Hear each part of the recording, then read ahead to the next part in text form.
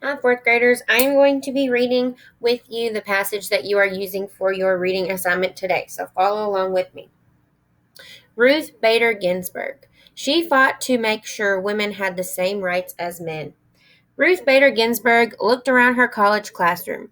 The year was 1956. There were more than 500 students in her class at Harvard Law School. Only 9 were women. Ginsburg was born in 1933 in Brooklyn, New York. She grew up in a time where men could become anything they wanted, but there were few options for women who wanted to work outside the home. She would help change that. A rough start. It wasn't easy, though. Ginsburg graduated from law school at the top of her class in 1959. I'm up here if you're following along with me. Still, she struggled to find a job. Most companies refused to hire women, especially mothers. They thought Ginsburg would be too busy taking care of her daughter to do a good job. Eventually, Ginsburg found work as a law professor at Rutgers University in New Jersey. She was one of only 20 female law professors in the U.S., but she was making less money than male professors at the school. Ginsburg filed a lawsuit against Rutgers and won. It was just the beginning of her fight for equal rights. Dreaming big. In the 1970s, Ginsburg worked for the American Civil Liberties Union, the ACLU. The group's goal is to end discrimination or the unfair treatment of certain groups of people, and I'm up here at the top. In her job at the ACLU, Ginsburg argued 6 cases before the Supreme Court, the nation's highest court. Though she was a lifelong champion of women's rights, Ginsburg fought for equality for all.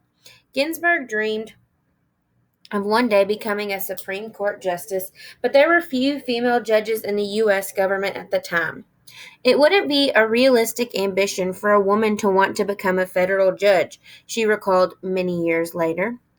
Joining the court, Ginsburg continued to work hard and prove herself. After years of working as a lawyer, she finally became a federal judge. Then in 1993, Ginsburg was appointed to the Supreme Court. She was only the second female justice. For 27 years, Ginsburg used her position on the court to fight for human rights. She fought for equal pay and equal opportunities. She was respected for working well with judges who had different opinions than she did. Ginsburg died in 2020 at the age of 87. People across the country vowed to honor her memory by continuing her fight. I try to teach through my opinions, through my speeches, how wrong it is to judge people on the basis of what they look like, the color of their skin, whether they're men or women, Ginsburg once said. And I'm going to come down here to where it says Paving the Way for Women. We're going to read this short little comic. Here's some important moments in Ginsburg's life.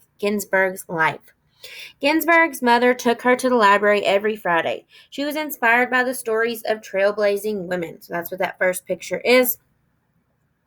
Our second picture says, after being turned down by many employers, Ginsburg found work as a judge's clerk in 1959. She learned how important a judge's work is.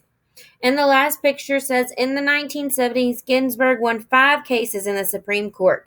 She was later named to the court as a justice.